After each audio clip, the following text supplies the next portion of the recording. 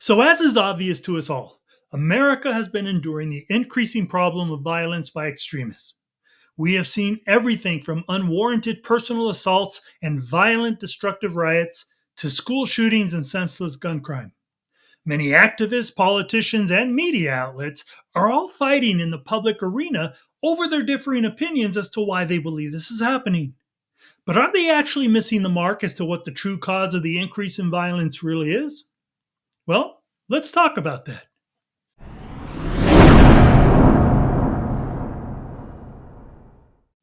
Parenting. Not exactly the first word that comes to the minds of those who publicly talk about the increase of violence we are seeing in America. Yet, if you are someone like me, a person who is driven to ensure that what it is you believe is actually true, then you also find it reprehensible when you watch these politicians and media personalities consistently refuse to accept their own culpability in attributing to this violence by how they publicly lie about their opponents or by how they continually use outrageous, hate filled propaganda to elevate their own popularity while they pretend that they are fighting for the people. Inside the walls of this court, the Supreme Court is hearing arguments, as you know, for the first major abortion right cases since Justices Kavanaugh and Justices Gorsuch came to the bench. We know what's at stake. Over the last 3 years, women's reproductive rights have come under attack in a way we haven't seen in modern history. From Louisiana to Missouri to Texas, Republican legislatures are waging a war on women, all women, and they're taking away fundamental rights. I want to tell you, Gorsuch, I want to tell you, Kavanaugh, you have released the whirlwind, and you will pay the price. You won't know what hit you if you go forward with these awful decisions.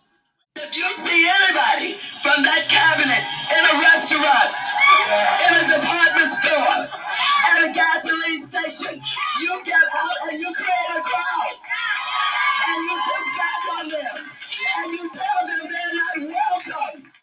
Now, I have to confess that it is astounding to me that everything you hear these supposedly caring politicians and media personalities who claim to be so concerned about what is right for the people argue in the media only those things which benefit their own ideologies when it comes to their views on what is causing the violence in our country. Yet I question, are they focusing on simply using the violence as a means to both increase the benefit of their own personal popularity and the popularity of their political party? Or are they truly focused on identifying what the actual cause is? Well, let's take a moment to evaluate that, shall we? When I think about how violence in America has been increasing, I think about how it mimics the growth of weeds. We all know when you discover a weed in your lawn or garden, you understand that although you can pull off the spouts you see above ground, they will only continue to grow back because you didn't kill the root, which is the source of the unwanted growth. And within that analogy is how I believe we need to look at the issue of why needless violence, not just in America, but in the world, is a growing problem. And that, my friends, brings me full circle to my point of my belief that the lack of good parenting is the root issue of this growing problem. You see, within the last 20 or 30 years, the concept of soft parenting began taking hold in society. The idea of protecting our children from having to cope with the hardships and disappointments of life became more and more prevalent. Now, as all of that sounded good to many parents, the more children were shielded from having to experience the emotional letdowns of real life, the more the parental practice of having to teach our children the skills they needed to get through emotional hardship and disappointment diminished. Because of how throughout the years this new concept grew, more and more children never learned how to deal with the greater emotional hardships and disappointments that come in adulthood. The more children were spared from having to face the difficulties of childhood, the less they were exposed to the opportunity to experience how to face hardships with the learned, disciplined ability to make choices grounded in morality and decency, not in their uncontrolled emotional state. In essence, this soft parenting concept gave birth to the adult who lacked the ability to self discipline his or her own emotions. How did we get here? How did we get here? I chose family, I chose women, I chose America. I love you. I'm done. I'm done. I'm done. I'm done with you. I'm done with you and your mother and your sister. I'm just done with all of this.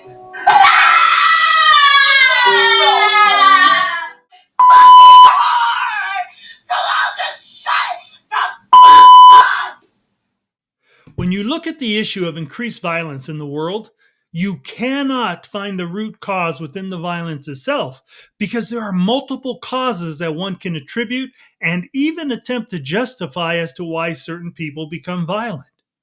What must be addressed is what it is that makes others choose not to be violent in similar situations. Take, for example, all of the violent, destructive riots that took place over the death of George Floyd. Many people believe that his death was unjust, and hence riots occurred where many people were assaulted and killed, where billions of dollars worth of damage was done to communities, where cars and businesses were burned to the ground and looting was rampant. Yet on the other side, President Trump had two assassination attempts made on his life.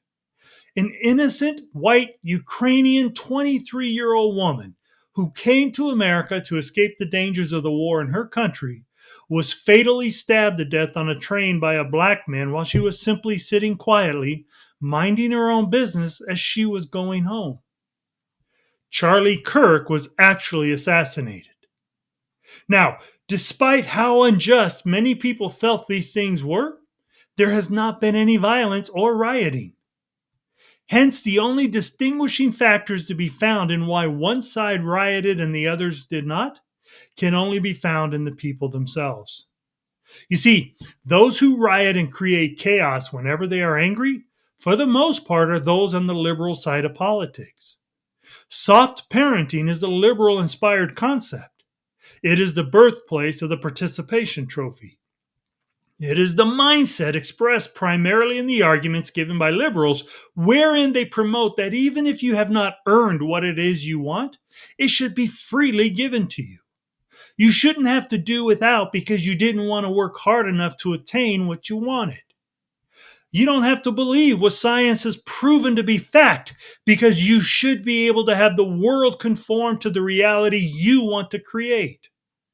This is why these extremists have little to no control over their emotions. It is why many of them lean towards allowing their uncontrolled emotions to cause them to choose reacting in violence.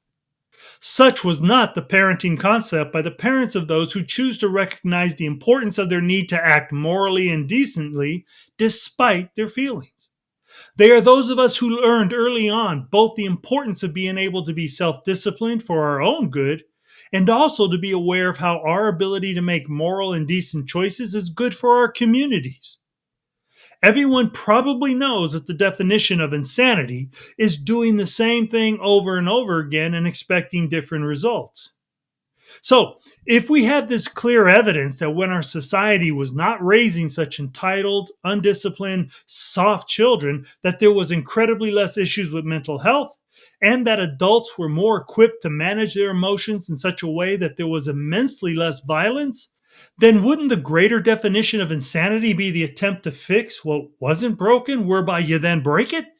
Look, any sane person knows that rioting, violence, and the such has absolutely zero benefit for our own well being and for the well being of our communities.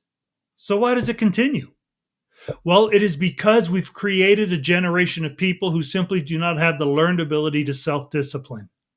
We've created a generation that has not developed the ability to maturely manage their emotional state, whereby they possess the skills that would enable them to make moral, decent choices despite their feelings.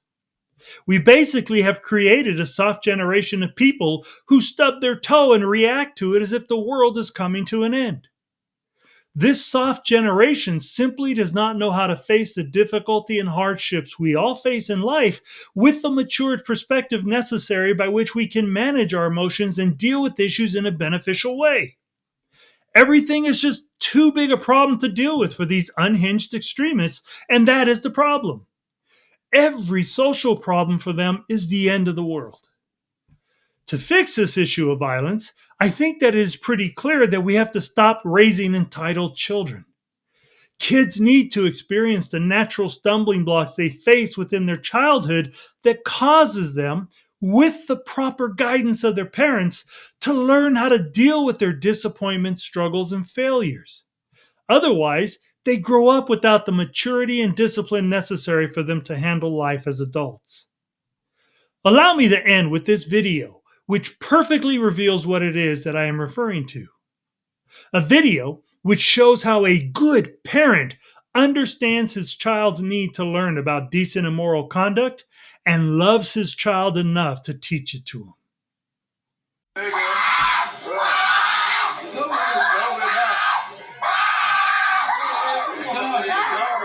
now. It's over.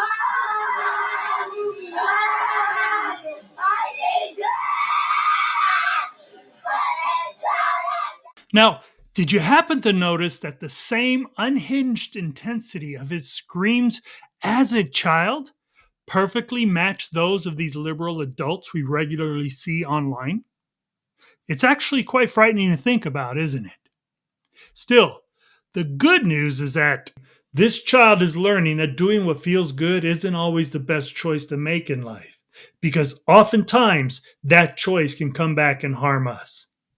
This being one of life's valuable lessons for a child to learn, among the many more that I'm sure that this good dad will be there to teach him, so that when he becomes an adult, he will be equipped to control his emotions and make right choices. So, those are my thoughts. As always, feel free to leave your thoughts in the comments. Please don't forget that if you enjoyed this video, to take a second and hit that like button, as that is very helpful to me. And of course, don't forget to hit that notification bell, as that will ensure that you never miss a new video. Lastly, for those of you who have already subscribed, once again, I'd just like to say thank you very much for your kind support. And if you haven't subscribed, it would be a great help for me to grow the channel if you would just take a quick second and hit that subscribe button. Well, that's it for me today. As usual, I'd like to say thank you for taking the time to listen, and may God richly bless you and yours. Until next time.